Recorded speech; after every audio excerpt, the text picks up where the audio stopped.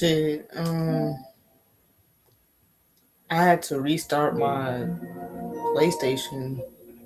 I was trying to watch the UFC and it was tweaking.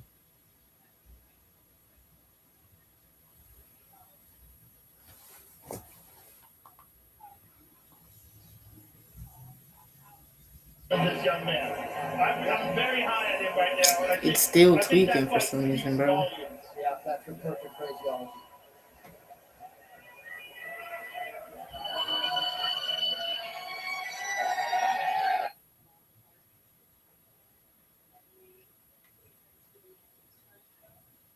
Honestly, bro, this is what I'm gonna do. Cause I'm not gonna lie, that betting shit kind of pissed me off, and I don't know, bro. I'm not reading the betting move no more, but I'll probably bet on a few fights. But what I low key wanted to do is just watch some 10th Planet shit, watch Theo's podcast, react to anything for real. Um, Play the game, talk to you guys, fucking shit like that, bro.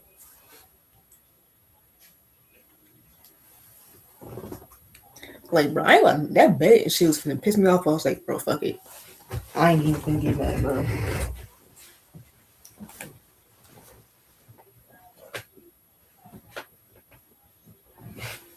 And then now my Paramount just don't want to work. Like, bro, stupid shit like that. Whatever.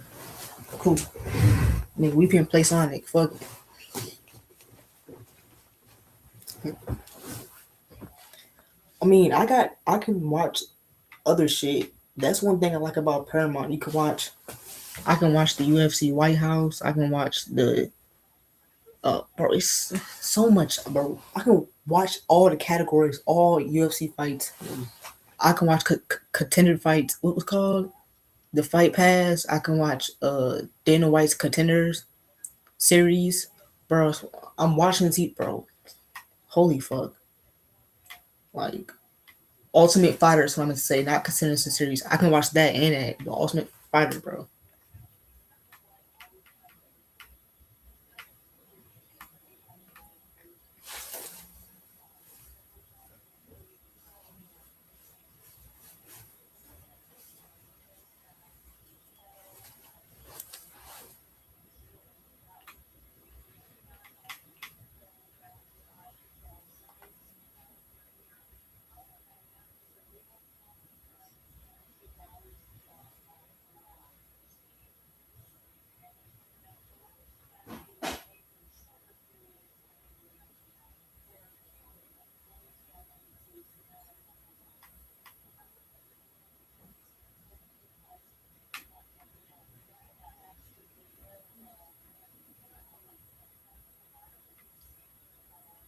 I can watch Zuffa boxing. I know what's it called? I forgot his name, but which one call it? They got a confirmed fight now.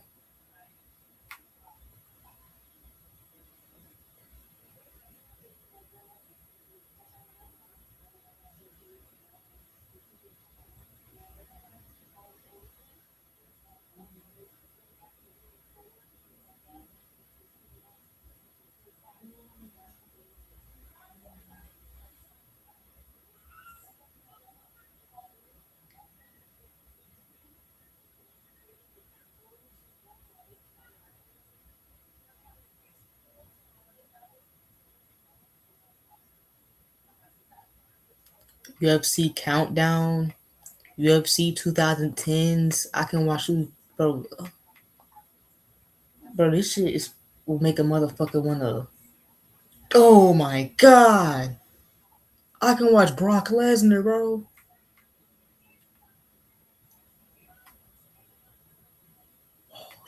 Fuck. No, fuck this, bro. Y'all gotta see this shit. Look at this. Fucking look at this shit. Look at this, bro. I can watch, bro. I can watch all this shit, bro. Man,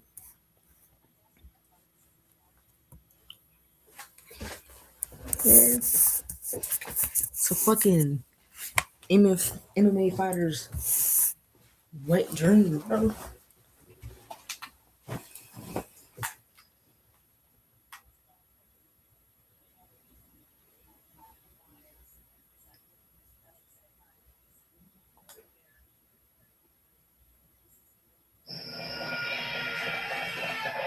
Howdy, Road Runner. You.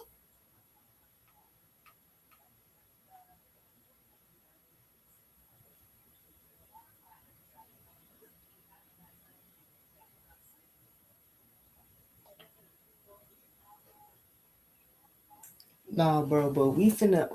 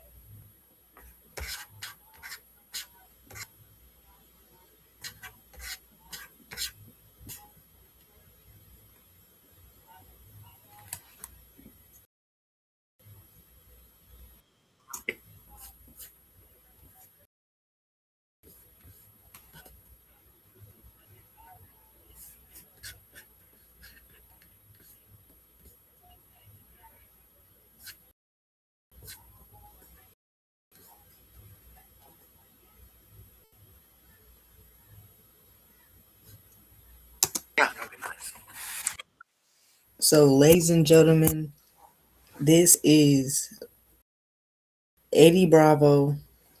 If you don't know, this is the creator of 10th Planet,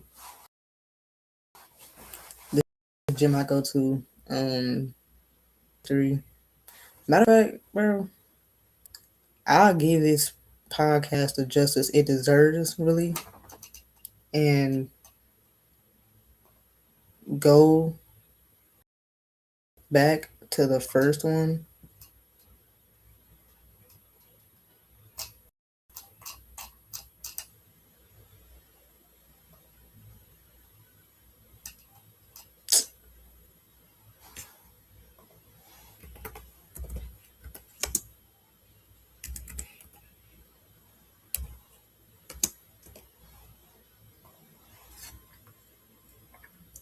I'll give this podcast the justice it deserves, and I'm finna do it by the first one.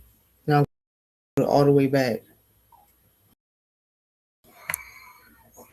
What's up, guys? I'm in studio, and this gentleman that's going to come in is a man named Eddie Bravo, and he's a musician. He's a comedy writer. He fuck with a lot of hot chicks over by this strip club. He's he was a DJ. He complexion and everything. He has Ecuadorian type of kind of like a That's one way to style to his describe him, I skin. guess, bro. Um, Theo, what bro. else? He is a about him in the think. Sometimes you think that you know, olives are from another planet or something like that. People will have crazy ideas about vegetables or Satan or any, and he has all. He's in there. This guy, he's on to the dark arts, if you will. He's definitely out there Voldemort in a little bit, or definitely out there, Voldemort's navel a little bit Hey, yo, in what that the space. fuck? And I want to tell you, the Mad Master Eddie Bravo, when he's the kind of start talking to him, man, he goes, he's kind of like a puppy. He's like a beautiful Brazilian Jiu-Jitsu master musical artist type of puppy. He's keyed up like that young pup. So you break him, you let him out the cage into a question. You 9 minutes to get him back in the car. And but I'm so excited to have him here today. And what else? Oh, this episode is brought to you ridgewallet.com. It's in your front pocket, front carry. Some a lot of animals are young in their belly. That's front. See an animal that carries its babies in its butt. That'd be insane. And like us with our money. A lot of us these days are money in our butt. And that's now the new Ridge wallet goes in the front of your pants. That's that front carry. What do you have in your carry? I'm tired of carrying extra stuff in my wallet. So I got some nice accoutrements now. Just no more receipts, no more dirty cons, no more tickets to Cirque du Soleil that I never used, the freebies and shit. Real stuff only. That's what's in my wallet. RSO. And you can go to the Ridge. You can go to ridgewallet.com and you get 10% off. And you can get everything you want over there at ridgewallet.com/Theo. The link is below. I want to thank Fierce Supply Company for this beautiful shirt right here. And it's a clothing company based out of and we'll put that link below. We've got some beautiful Canadian stuff. So if you're tired of feeling American in your shirt, then you can get this hit. Well, as always, this episode is brought to you by Gray Block Pizza. The owner of Gray Block, my boy Thomas, has a new podcast out called Mod Rats. You can check that out if you want to give that a listen.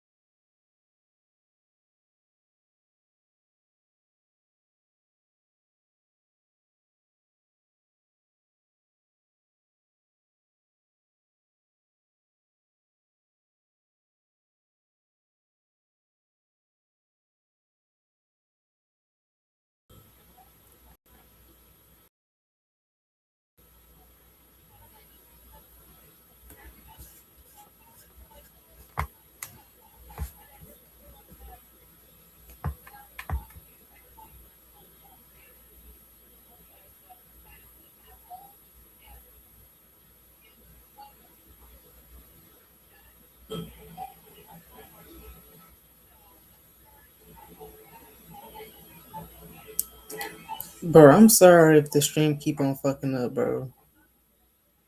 Like this shit, the quality is so bad. I'm trying to understand why. Like,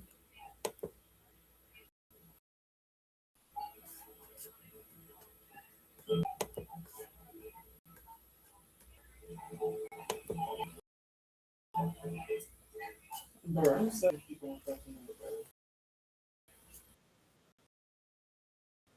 Like, it's so bad. I'm trying to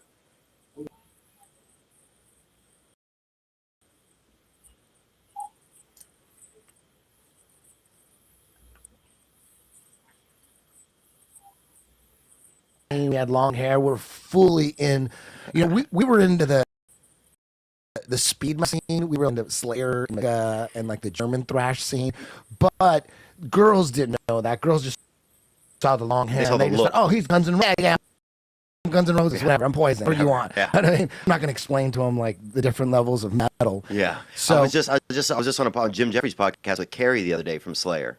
Oh, really? Yeah. Holy shit. Were you a Slayer fan? I wasn't a Slayer fan. What kind of music did you like? I grew up listening to like Rodney James Dio though. Okay. So Dio, I grew up listening to like did you Guns N' Roses, Metallica. That was it. Okay. Aerosmith. All right. So you James were a Addiction. metalhead. You were kind of a metalhead in the rock. Oh, that was the first thing. Yeah, I mean, my brother and I used to fist fight to Slayer songs. He used to put them on, shit. and then he would beat me up. So basically, so seeing Carrie, that was the first thing I told him. I was like, "Hey, man, my brother and I used to fist fight to your music." Yeah, man. The music industry had me hook, line, and sinker, man. I was my whole life all about getting that mansion, partying like David Lee Roth, having 50 chicks around me. I was chasing that shit. They got me hooked. MTV got me. I was watching MTV. I'm like, I want that shit. So I eventually Some sugar on me, like that kind of those kind of videos. my goal was to move to Hollywood Yeah. and get some strippers to support me in my musical endeavors. Get some strippers to- Because I heard the stories, like Motley Crue stories, where they were first blowing up.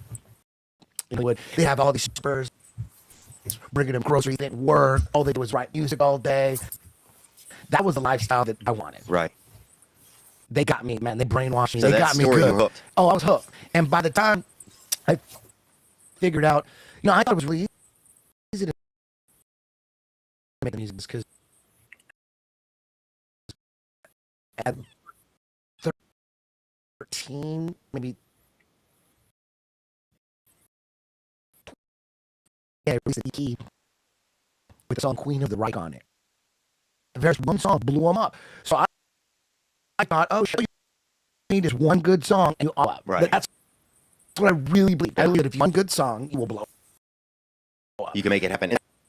So so that you figured that. So as far as you in your mind at that point, oh well, yeah, I can make these other things happen. Just gotta make One good song. And by the time I realized that that's not how music business worked, it was too late. I dug myself in way too deep. But with the drugs, the party, and the fun. Well, I wasn't really into drugs. Right. I was always drinking. I'm Mexican. That it's pretty normal for Mexicans. But I was never into coke, and I didn't smoke weed, didn't do coke, didn't do heroin, or now and then if I was trying to go with a girl and she was like a speed freak and Yeah. really really You have to get a little bit in. you know what, they bust out the little crystal meth line. I'm like, fuck. I would do it if it meant getting pussy. Yeah. Back when I was 16 and 17 and 18, I That's would do so it. cool, bro. And I always regretted it. You have the energy of 20 men. Yeah. And it only lasts for like a day, and then you have to pay for it. And then you're gonna sleep for like 2 days straight. Yeah. And it always sucked. Come down. Oh, that come down, man. I That's right. was never like, damn, I feel shit. Give me some more crystal meth. It was like, I will do that shit ever again.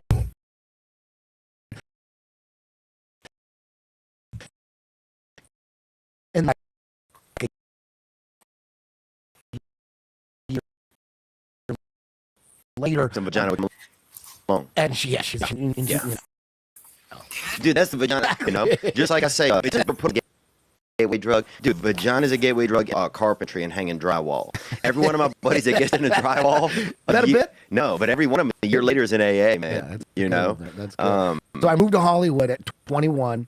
And so now you say you were hook line into it. At that point, you were hook line into Hollywood. You wanted that dream. I had to. I realized that it was more than one song. Really, I didn't realize exactly how the music business worked. I'd be really easy. People would tell me, like my uncle told me, you know, they didn't want me to move to Hollywood. But it's only 45 minutes in the traffic. Jesus, they thought I was moving. Mexican Post, right? That's not exactly. far. So they thought I was moving to fucking England or something. Yeah. And my uncle told me, goes, you know, it's a 1 in a million shot that you're gonna make in the music business. And I thought I was that 1 in a million. I was a fucking idiot, you know. Okay, well, at that moment though, that idiot or you're like, but you have to have some of that, right? Yeah, you gotta be an idiot. You know, if you think you're just gonna make it in the music business. And I really thought it was 100. I thought.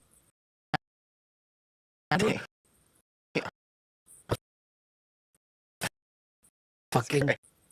I am the one. Miss or thanks. When I come back and visit my family, they're like, "How's the music, Edgar?" There was always a new demo. I always had a new demo, a new band. It was like they actually saw me live once. I brought my whole family, my aunts, and it was horrible. It was like the worst Slayer you can imagine. Yeah. And you know, a shitty club in Santa Fe Springs called Chet. We played with Sacred Right. And Sacred Right. You know, it was a big game for us, but we were horrible. Yeah. It was just, and my aunts, just Mexican aunts. Huh? And there's all these long hair. It's a dark night. When they knew. They're like, damn. They were trying to plan an intervention to get me out of music. Like, music. Don't. They're like, you're very smart. You can go to college. You can do something with your life. What are you doing? And then they finally just gave up on me. Like, fuck it. I went to Hollywood. Now, we weren't influenced by like La Bamba or any of that, like that type of stuff. Huh? No. I probably listened to 100,000 hours of mariachis, and I can't tell one song from the next. Really? I don't know one vocal melody or nothing. You would think I would know the fucking songs and who the singers were. Yeah. I was just bombarded with it, but I never retained not even one song. I don't. Because you didn't want that. There was retain one mariachi. I'm sorry, guys. You know, it was something. My mom was so into. My mom wanted to be. Next time we go to a Mexican restaurant, my mom's gonna get up and sing with that goddamn mariachi. You know, that's awesome. Yeah. So as a kid, then did you see her doing that? You think that inspired you at all in a weird way, or no? No, maybe subconsciously, but what really inspired me was in 1978, the Kiss movie that was on NBC called Kiss Meets the Phantom of the Park. Mm-hmm. And it was right when early Kiss, 73, 74, 75, where, you know, everyone's like, yeah, I like early Kiss. But then once they blew up in 76, 77, they got really bubblegum and you know, they got done. You like them? Right. It was I got into Kiss when it was embarrassing for teenagers to say they like Kiss, but I was 8, so I didn't know. I didn't know what to sell it. I didn't know. And you weren't even at that point. People were like, "Holy shit, this is a Kiss." Yeah, Kiss. Over and dead by the time that TV movie came out. Mm-hmm. To the hardcore fans, that I was 8 and I didn't know anything about Kiss, but I was talking shit on Kiss at school because the night that movie aired at school, the kids were talking. The 8-year-olds were talking about the Kiss. Well, you're going to see the new Kiss movie tonight, right. And everyone's like, "Fuck Kiss." 8-year-olds didn't know shit because they're older brothers, and my stepdad was a classic rock guy, and he couldn't stand Kiss. So to him, he was into like Led Zeppelin, and Kiss was just bubblegum bullshit at that point. At that point. Now, the stepdad, was he cool? Did he have a mustache? What kind of stepdad was he? He was a total douchebag. He was evil, but he did like classic rock, got me into Van Halen, so like Ted Nugent, the Pretenders, just it goes on and on. That's the gift of a stepdad. Uses a little bit of music and some pants or something. Well, when he took off, he beat my mom and he left the stereo. Oh, stereo, we couldn't touch his stereo. When if he wasn't around, we'd play a record record on stereo. And it was so weird because I didn't understand stereo. I didn't know there was a left speaker and a right speaker because I had a little turntable with one speaker. Right. So when you don't realize they're missing half the music and the guitar riffs and shit that are playing on the other side. So whenever I play Kiss records on his stereo when he's at work, I'm like, what the fuck is? What are these other riffs going on?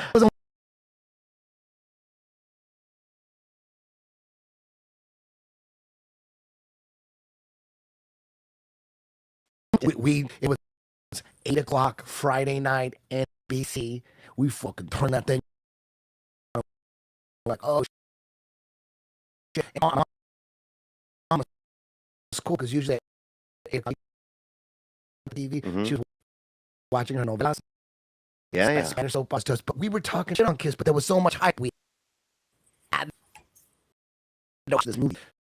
So movie rock and roll blew my fucking mind, and I wanted to be a rock star as soon as I saw the movie. And the women said Jimco would